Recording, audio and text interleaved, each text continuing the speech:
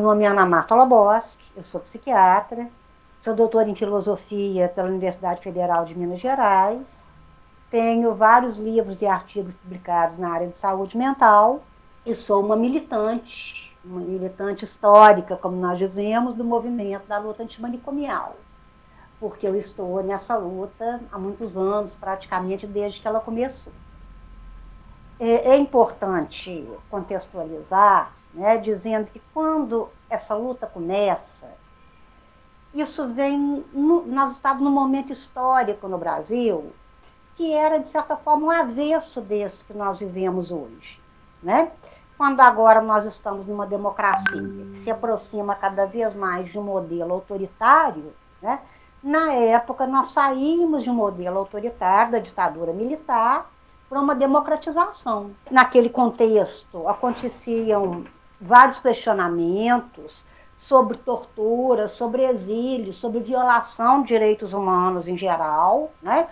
Cometidos contra a população brasileira, e é então que florescem, que surgem, que florescem os questionamentos aos manicômios, né, aos hospitais psiquiátricos, como instituições de normatização, de imposição autoritária de condutas, de maus tratos, de isolamento, de violação de direitos de pessoas em sofrimento mental.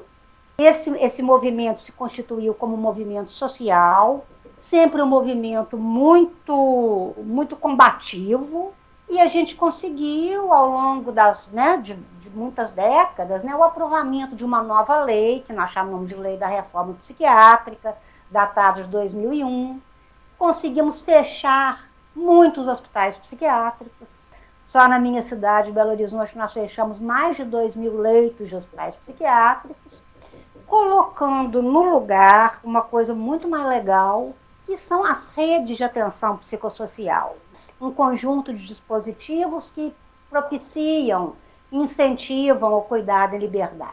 Nós obtivemos, ao longo desses anos, financiamentos que propiciaram o direcionamento de recursos para essas redes, em vez de ficar financiando hospital, que permitiram, então, a implantação dessas redes em vários municípios brasileiros, com um êxito e com uma alegria muito grande, né? É uma experiência muito feliz, uma experiência muito bem sucedida.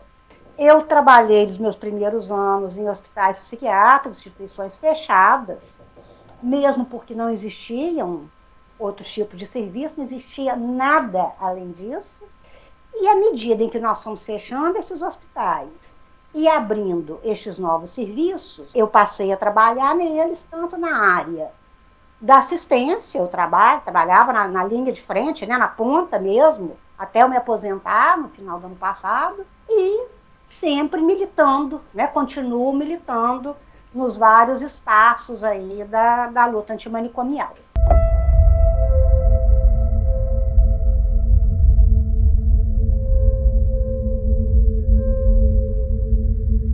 Depois de muita luta, não nessa escala, né, mas há alguns aspectos que é muito importante a gente recordar.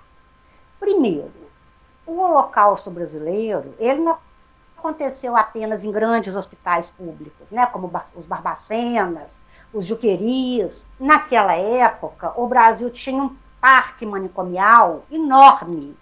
E é importante dizer que a maioria desses leitos não eram de hospitais públicos, eram de hospitais privados, conveniados com a rede pública, sem haver, entretanto, a menor fiscalização, que faziam o que queriam, como queriam com os pacientes. Eram maus tratos, violências, descaso, abandono, em todos esses 90.000 leitos. A maioria deles, repito, privados.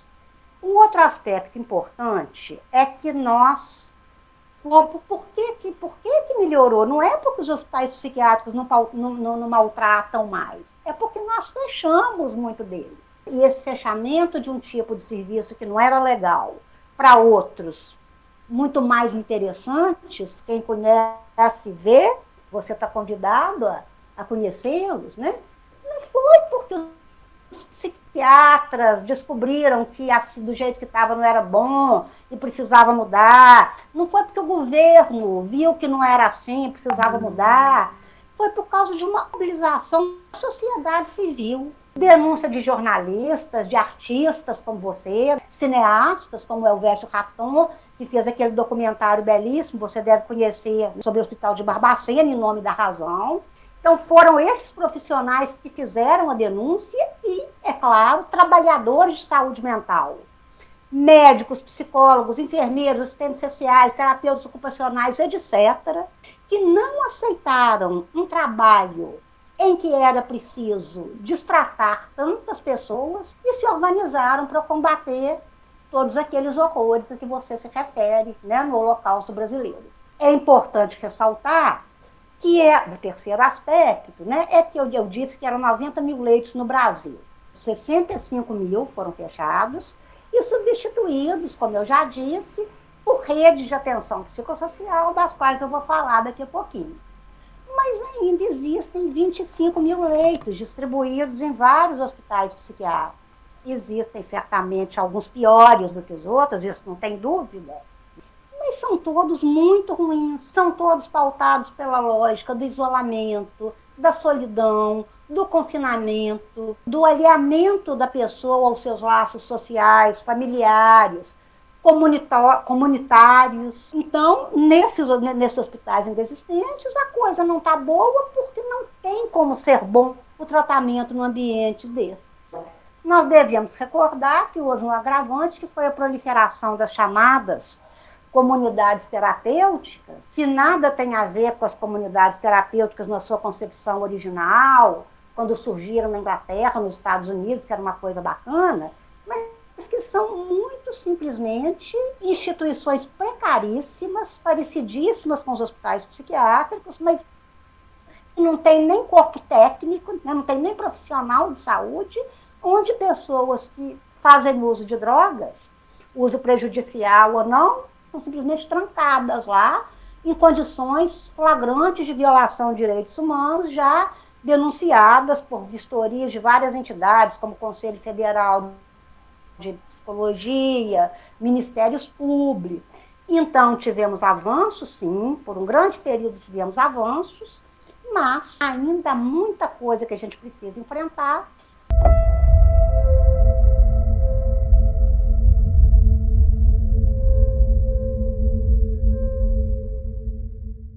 Olha, essas redes que eu estou chamando de atenção psicossocial, sempre que houve investimento efetivo do poder público, essas redes que eu vou descrever mais adiante, elas mostram uma eficácia e uma potência muito grande. Mas, olha, isso é muito desigual de município para município. O Brasil é muito grande, muito vasto. A concentração de manicômios varia conforme a região.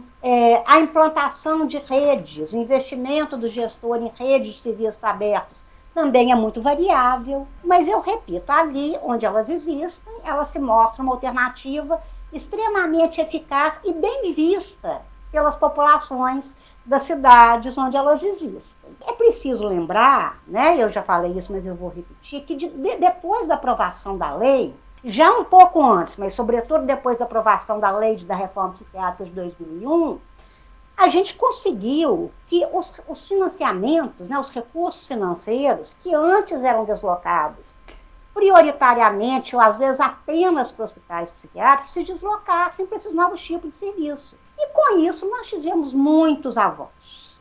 Agora, no governo Temer, surgiram portarias que significam retrocessos, que, por exemplo, aumentam o valor da internação em hospital psiquiátrico, pagam mais a esses donos de hospitais privados, em vez de pagar mais para os serviços públicos abertos, e instituem serviços, essas portarias, que não tem nada a ver com a lógica da reforma. Então, nesse sentido, está havendo um retrocesso. Como é que nós podemos enfrentar isso? Eu acho que tem dois aspectos muito importantes, né? Um deles é a tenacidade dos trabalhadores dessas redes, que não desistem, que estão tentando, mesmo dentro das condições mais precárias, mais difíceis, fazer da melhor maneira possível. Mas esses trabalhadores continuam tentando porque eles sabem que essa é a alternativa melhor. Outro aspecto que é fundamental é a continuidade da mobilização social, tanto dos usuários de saúde mental, que são um segmento bastante organizado na defesa de seus direitos, né? Eles cresceram muito nesse sentido, os familiares e os próprios trabalhadores que também se articulam. E essa mobilização precisa de continuar porque os gestores vão e vêm, mas a sociedade e os seus atores permanecem. E nós não podemos consentir que essa situação brutal que nós estamos vivendo no país, seja em termos da morte de 60 mil brasileiros nesse momento que nós conversamos, pela Covid, seja esses atos antidemocráticos horrendos em que nós vemos pessoas dançando com caixões, uma coisa macabra, uma coisa que fala da deterioração social do tecido social brasileiro, nós precisamos continuar enfrentando isso. Nós precisamos continuar lutando pela democracia, pelos direitos humanos, pela justiça social, pela igualdade social e, nesse contexto, pelos direitos das pessoas de sofrimento mental receberem um tratamento digno.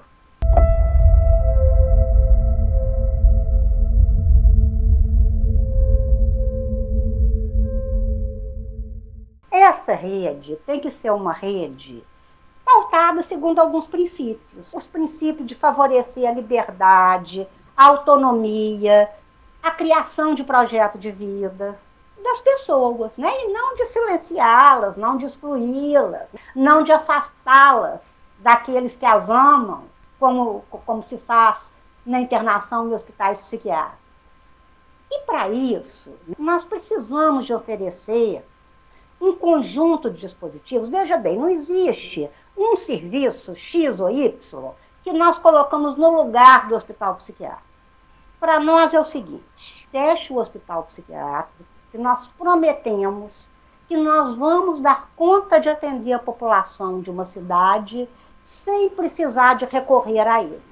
Como é que nós fazemos isso? Você acha que é impossível? Olha, Belo Horizonte é uma cidade com 2,5 milhões de habitantes e é uma cidade que tem cobertura total por parte dessa rede, né? Acessa a qualquer momento para todo cidadão belo-horizontino. Então, sabe quantos leitos psiquiátricos nós temos atualmente? Nós temos cerca de 70 leitos em Belo Horizonte e que mesmo assim não atendem nem mesmo a população belo-horizontina. Atendem gente do interior que ainda não tem rede de atenção psicossocial no seu município. Agora, como que se constitui essa rede? Olha, primeiro, existem casos muito graves de sofrimento mental. Muito graves. Que precisam do que nós chamamos de cuidado intensivo, né? A gente precisa de estar ao lado dessas pessoas 24 horas, por dias e dias. Só que estar ao lado delas, não em hospitais psiquiátricos, mas em outro tipo de dispositivos, como, por exemplo, os CAPs, né? Os Centros de Atenção Psicossocial, que são serviços, na minha cidade, eles funcionam 24 horas, cobrindo toda a cidade. Então, a qualquer momento do dia ou da noite, qualquer pessoa em crise grave, né, ou familiar com uma pessoa em crise grave, pode nos acessar, que nós receberemos essa pessoa e vamos acompanhá-la. Não internando elas, não através da internação, mas através da hospitalidade. Por exemplo, a hospitalidade noturna é isso: o cara não está legal, não está bem, não pode voltar para casa nem hoje, nem amanhã, beleza, não tem problema, vai ficar com a gente. Então, essa é a dimensão do cuidado intensivo quando o sujeito está em crise. Mas aí tá, as crises, mesmo quando elas são graves, elas se amenizam, elas vão passando aos poucos. Demora para o sujeito poder voltar ao que era, né, como era. Talvez muitos não consigam reassumir as suas atividades anteriores. Então, nós vamos ter que oferecer espaços de inserção comunitária, social para essas pessoas. Por exemplo, os centros de convivência, que são dispositivos onde trabalham artistas que fazem pintura, cultura, cinema, teatro, outras atividades com esses usuários. Esses centros de convivência são dispositivos muito interessantes. Então, quando o paciente não está precisando mais de ficar no CAPES, ou não está precisando de ficar tanto tempo, a gente fala para ele, olha, tem um outro lugar legal, que você vai conhecer um tanto de gente interessante, vai fazer um tanto de coisa bacana. E tem o centro de convivência. E eles são todos territorializados. O que é isso? Eles são feitos para atender a clientela de um determinado território. Então, pessoas que moram naqueles bairros, naquela região da cidade, elas procuram determinado CAPES, elas procuram determinado centro de convivência. E esses serviços fazem cuidados domiciliares também. Além disso, tem os dispositivos da atenção básica, que ainda são mais capilarizados no território. Então, por exemplo, as unidades básicas de saúde, os centros de saúde. É muito interessante que eles tenham profissionais de saúde mental, porque quando o paciente está ou numa crise mais leve, ou já mais estabilizado, ele pode ser acompanhado pelo colega do centro de saúde, em vez de precisar de permanecer 12 horas, 24 horas, uma semana no CAP. Os consultórios de rua, voltados para a população em situação de rua, onde a gente aborda muitos usuários em uso prejudicial de álcool e outras drogas. A propósito, lembrar que entre os CAPs existem os CAPs AD, que são destinados para hospitalidade e tratamento também dessas pessoas em uso prejudicial de álcool e outras drogas. Temos também os serviços residenciais terapêuticos, que são o quê? São casas onde moram pacientes que ficaram internados por 10 anos, 20 anos, 30 anos em hospitais psiquiátricos de longa permanência, e quando tiveram alta, não havia mais, a família não queria mais recebê-los, ou nem tinha mais família. Esses pacientes passaram, então, a morar em casas, né? Como se fossem repúblicas, onde trabalham cuidadores e eles são tratados quando eles precisam, no CAPES, na atenção básica, como qualquer outro cidadão. Eles não estão internados mais, eles não estão presos mais, eles estão transitando na cidade. Temos as unidades de acolhimento transitório, que são também para pessoas em situação de rua, que estão precisando de um tempo numa casa até que elas consigam reconstruir suas vidas de alguma maneira, e elas podem ficar com a gente um período nessas unidades de acolhimento temporário. E assim nós vamos criando dispositivos, repito, é preciso que eles sejam financiados pelo Ministério da Saúde, senão não tem jeito de fazer. Mas que quando são feitos, funcionam, que é uma beleza. É importante também ressaltar, Mário, como que a dimensão da cultura, da arte, do lazer é fundamental. Tem remédio? Tem remédio. Tem psicoterapia? Tem psicoterapia. Mas tem muita arte, sabe? Tem muita conversa, tem muita assembleia, tem muita atividade coletiva, tem muito passeio em museus, em cinema, quando a gente podia, né? Agora nós não estamos podendo. Tem todo um movimento de transitar, de circular com os usuários pela vida cultural e política da cidade. E também de ajudá-los a se organizarem para defender os seus próprios direitos. Muita conversa com as famílias, sempre. As famílias são sempre muito bem acolhidas, devem ser, se não tiver, está errado. Mas nós não somos cúmplices de familiares que querem silenciar seus pacientes. Nós somos parceiros de familiares que querem cuidar dos seus pacientes.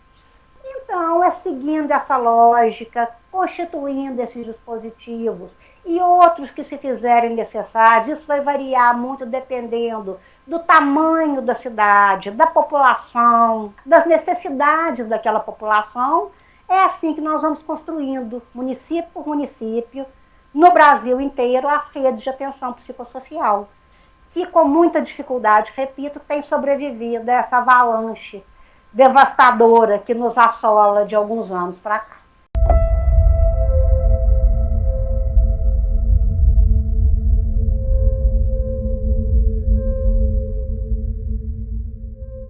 É importante que cinema, TV ajudem a gente a refletir, coloquem as coisas de uma forma acessível para a população. Agora, tem alguma coisa que me preocupa um pouquinho? Vou citar 3 exemplos.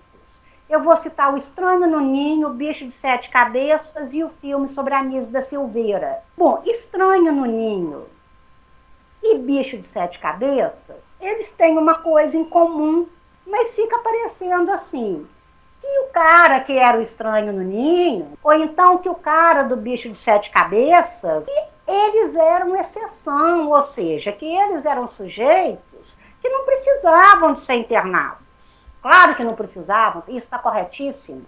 Não só não precisavam, como aquilo lhes fez muito mal, trouxe grandes prejuízos para a vida dele. Mas não é só ele, sabe? Ninguém que estava ali nem precisava, nem merecia de estar naquele lugar. Os companheiros do Estranho no Ninho, os companheiros do personagem que representa o Carrano, né, no Bicho de Sete Cabeças, eles também não precisavam de estar lá, eles poderiam estar livres, eles poderiam estar sendo cuidados de uma maneira muito mais diferente, muito mais carinhosa, muito mais efetiva do ponto de vista técnico, muito mais afetiva do ponto de vista do cuidado. Então, eu acho que essas obras sobre a saúde mental, elas teriam que refletir sobre isso, sabe? Não é só achar que um ou outro estranho no ninho foi parar no ninho. O ninho é que é ruim. O ninho não é bom para ninguém, aquele ninho. Aquilo não é ninho. Aquilo é manicômio. Ninho é outra coisa que a gente tem que criar.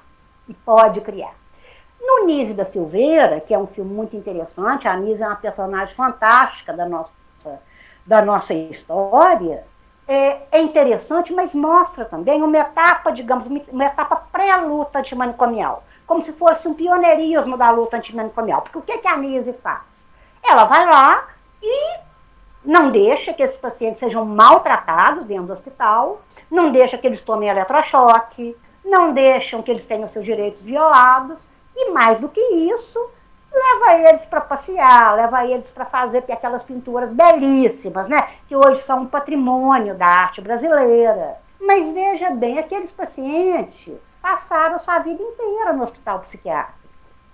Hoje não precisa mais de ser assim. Quer dizer, você ser um artista bacana, mas viver sua vida dentro do hospital? Não, isso não é bom para ninguém. Foi o que aconteceu com Arthur Bispo, o nosso grande artista louco da Bienal de Veneza, né? Morreu, coitado, dentro da colônia Juliano Moreira. Então, tudo bem, o que a Anísia fez era maravilhoso, não tinha outra alternativa no seu hospital psiquiátrico, então tratar da melhor maneira possível dessas pessoas dentro do hospital. Mas se é possível essa alternativa, e o que essas décadas de movimento antimanicomial vieram mostrar é que elas são possíveis, é uma questão de investimento do poder público e de mobilização social, é muito melhor, é muito mais bonito, é muito mais potente, é muito mais feliz. Então, repito, ninguém merece nem precisa estar nesses lugares. Ali, todos são estranhos e todos devem ser estranhos. É em outros espaços, sempre que nós devemos acolhê-los. Eu faço meus votos, Mário, de que o seu trabalho artístico reflita também esse outro momento, né? Não fique aprisionado nessa lógica que os outros filmes, repito, belíssimos, mas também não conseguiram sair dela. Eu faço voto que os que vêm agora, o seu particularmente, consigam isso. Não existe essa divisão. Ah, você é louco, você fica no hospital. Você é prostituta, você não fica no hospital. Ninguém fica no hospital. Nós vamos procurar uma saída melhor para a prostituta, vamos procurar uma saída melhor para o louco, mas ali não dá vida, não dá alegria, não dá projeto de vida para ninguém. Porque todos os que eu vi até agora permanecem nesse registro. Não, tem prostituta, tem louco, tem alcoólatra, né, tem uma fauna, vamos deixar só para os loucos. Não, não é assim. Não é, a ideia não é essa.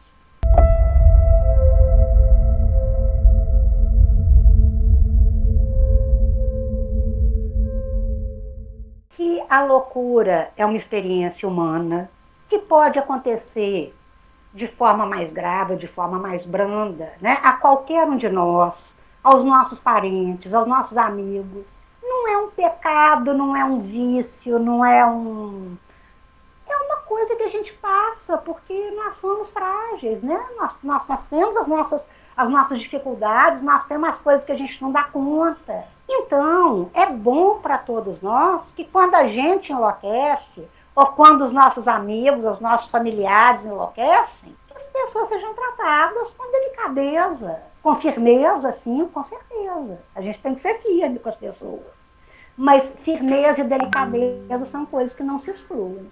E quero deixar bem claro que é para que haja esse cuidado em liberdade, essa delicadeza no cuidado, esse respeito, essa dignidade no cuidado, nós precisamos de políticas públicas dignas, precisamos de um sistema único de saúde, com seus princípios de equidade, universalidade, integralidade, e precisamos de um país, uma sociedade mais justa, que não se deixe levar por esse neoliberalismo desvairado que acha que dá conta das coisas e que só nos deixa na mão, que preze os valores repito, da justiça e da igualdade social, da democracia e da pluralidade. Então, a luta antimanicomial é indissociável de uma luta de transformação social e política em prol de um outro mundo possível, como se dizia em tempos de antigamente, nos tempos do Fórum Mundial.